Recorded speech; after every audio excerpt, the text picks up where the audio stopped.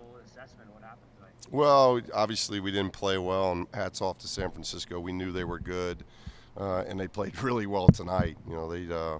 They were clicking on all cylinders, and it's good. It's a good humbling experience. It's what I told a team that this stuff happens in a team sport, and I thought we were a selfish team. Adversity hit us really hard for the first time this year, and we went this way, and so it's a learning experience. When adversity hits, you got to get tougher together as a team, and we didn't do that tonight. We went in all kinds of different directions and took bad shots. Didn't take care of the ball and didn't guard the way we're capable of guarding. It just adversity hit and it became a big avalanche, and we didn't have any way of stopping it. Do you feel like it was one of those things where offensively, especially, like there were so many easy buckets that didn't go in, and as that just kept mounting, it made it harder to keep up because you're just these things just aren't dropping, and you get frustrated? Yeah, they make 15 threes. We make four. That's hard to overcome. I thought we got to the free throw line. We made foul shots. Their guards got away from us. They had 17 assists, 10 turnovers. We had 10 assists, 16 turnovers. So in our last three games, our turnovers have been 22, 14, and 16. So we've got to do a better job of securing the ball more than anything else. But, part of that is what you're talking about. When you miss a couple shots that you think are going to go in, you got to get tougher. You get tougher. Like I told them, I said, guys, if we scored 10 points tonight, then figure out how to win 10-8. I mean, you can't allow some bad offense or some shots that don't go in that affect you at the other end. And we haven't done that yet. It's not like, tonight we shot 31%. We've had games already this year we haven't shot the ball well, but we've really defended well. And I didn't think we defended well at all tonight. We were very easy to play against. Steve, a couple of quick substitutions. I know early in the second half, and then you had a quick timeout right after immediate timeout. I mean, what are the messages you're trying to send to these guys? And are you still looking for the guys who want to be on the floor and be consistent throughout, I suppose? Yeah, just constantly trying to teach because we got a young group. We were out of the game. I called a quick timeout right out of it because in the timeout we were supposed to press, and we just went back here. So I called timeout and said, which of you five didn't hear what we wanted? So it's things like that. It's listening. It's not losing our mind when things don't go exactly the way we want it. And they're lessons. They're lessons these guys got to learn, not just on the court, but in life. It's not always, you're not going to wake up every morning and everything go exactly the way you hope the day goes. But those that are successful find a way in the toughest of days to handle the adversity. And we just didn't do that tonight. This is the first time we've really been smacked in the face and adversity hit us. And we got selfish instead of bonding together as a team. And hopefully that's what we learned because obviously we got to play these guys again here in a few days. Yeah, you get that second crack at them, and I wonder if getting this kind of back-to-back, which will simulate what happens in conference play, is that going to be beneficial for you guys? Are you trying to maybe establish a blueprint of what that's going to look like when you play the same team two times in a row? Yeah, I mean, obviously it helps. You're not playing them in the same arena. When we get in conference play, we would be playing like San Francisco twice in our building, for instance, or a road team twice in their building. So it's not exactly, but you're right. We're going to play the same team twice in about a 4-day span. So it's the only thing that can really simulate what's going to happen once we get to Air Force here in a couple of weeks and we start conference play. So, hopefully I think the guys, I know they care. And this is the first real bad situation that's happened to them. So I'm anxious how they respond in films, how they respond in practice. Things have gone pretty well for us opening the season, and now all of a sudden some adversity hits. So I'm anxious to see how they handle that going into the next game.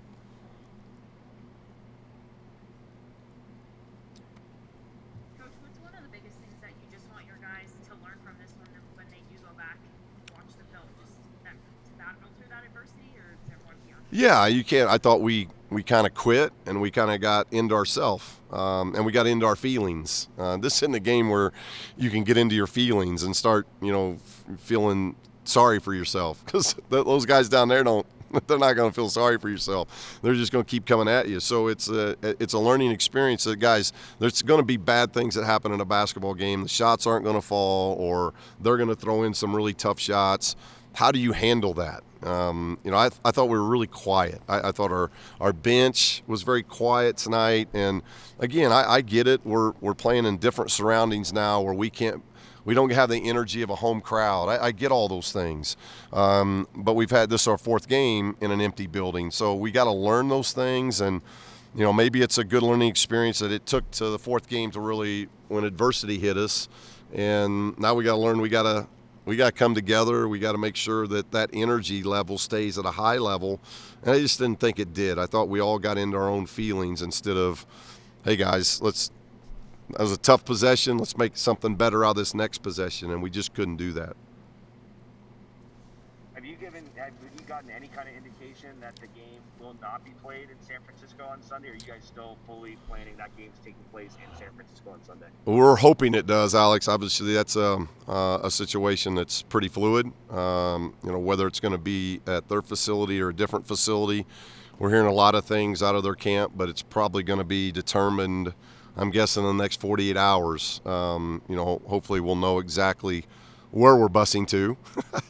But, they probably should just stay here and play us again. They were pretty good on this court. So, but I think they got a game on Friday. So we'll just have to wait and see kind of what they tell us. But we're planning on playing the game on Sunday. Start with you.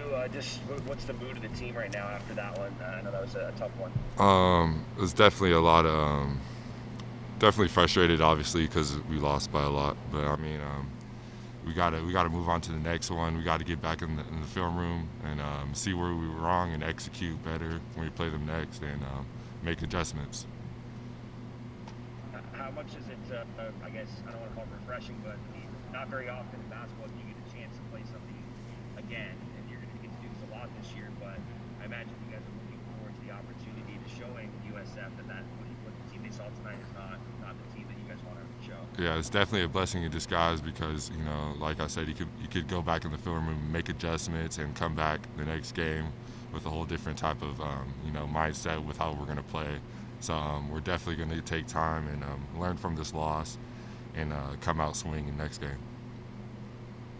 Warren, what do you think was different tonight versus the first three games? Today, I feel like, honestly, San Francisco just did a great job of executing their offense. And the first three games, I feel like we did a really, really, really good job on defense. And that was the biggest difference this game is we just didn't execute on defense like we usually should. So I feel like that's where we went wrong. Christian, did you the coach was saying he thought the bench was too quiet, he didn't like the energy, and he talked about an empty gym, but you guys are starting to get used to that. I mean, what did you feel about the energy of the team today? I feel like the energy was a little bit low in the second half when we were getting blown out, but towards the beginning of the game, I felt like we were very energetic and hyper for the game to start. But as the game went on, we kind of died down a little bit, and that's on the bench to keep the players on the court uplifted and energetic. So we just have to do a better job next time when we get in a situation like that. Steve was saying he's anxious to see how you guys learn from this and bounce back. I mean, knowing the character of this team so far, how do you feel you guys will turn this around? We are really excited to play them again on Sunday, especially after just getting blown out like that. We want to get back in the gym and prepare for them as best as we can. So we're going to do that, and we're going to get back at them on Sunday for sure. How tough is it sometimes just to get into a rhythm when, one person, their bucket isn't falling, another one isn't, just one at a time, and you guys try, but then it just seems like, things just continue to unravel when you're still just trying to get something going? I feel like it's not much frustration with that because I feel like as the game goes on, shots will always fall. And like a couple questions ago, we talked about how we really just messed up on defense, and that's why that was the biggest difference, and that's kind of why we weren't able to keep up with them because we just weren't executing on the defensive end. I feel like offense will always come. It just really matters about how we play defense, really. Warren, we've heard Steve say a couple times, Warren and Dez, these guys haven't played for 600 days. How comfortable do you feel being back in there, or do you feel like guys are still working themselves back into playing these D1 games? To be honest, I've been taking it game by game. I'm not going to say I'm 100% comfortable because it's been a long time since I played, and let alone just been on the court consistently. So I'm just taking it game by game, staying positive with it, and just trying to play as hard as I can. Christian, you got a chance to make your Wolfpack debut, right? This was your first game. Yeah. Getting in, or am I wrong? No, yeah, it was my first time getting in. It was, okay. So, I mean, obviously, you probably would have imagined getting to do it in front of fans, maybe a game that wasn't like this, but, you know, what did it mean to you just to get your first college basketball action? I mean, the coaches have been telling me that I'm going to get my chance every day at practice and just to stay ready, so I've been doing my best to stay ready for when the opportunity came. And tonight my number was called, and I was just very excited to get out there and help my team in any way I could. Warren, what are you anxious to show people about your game? And you just sat out for a year and you know, had to kind of sit there and learn and do all this. I mean, what do you want to kind of showcase and show people about your game this year? I feel like I just want to show my all-around game. I feel like I've been a little bit too unselfish out there. I feel like I should take more shots. I definitely have a consistent jumper. I need to just be more comfortable and trust myself, honestly. I feel like I have a game I haven't showed at all and I haven't tapped into. But with time and games, it's going to come out, I feel like, and I'm just trying to stay positive with it. Can you talk a little bit about the development work that you've been doing for the last year? I mean, what things have Coach Neal and Coach Alford and the rest of the staff been working on specifically, you know, to improve upon and get you ready to kind of take your game to the next level? First of all is obviously weight, getting stronger, and just the mental game of the game is just, you know, going out there, playing your hardest for whenever you're in and consistently doing it, and you know, just using the tools I have to really complement my teammates and just playing out there on the court.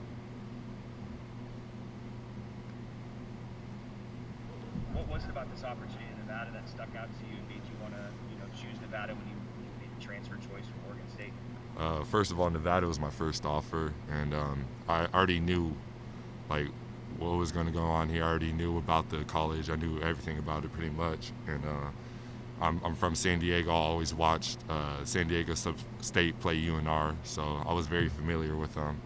And now I'm here, so I'm blessed to be here. Don't forget, Warren, it's Nevada, not UNR. My fault. I was going to correct myself. I was going to correct myself. My fault, Wolfpack Nation. My fault, Wolfpack Nation.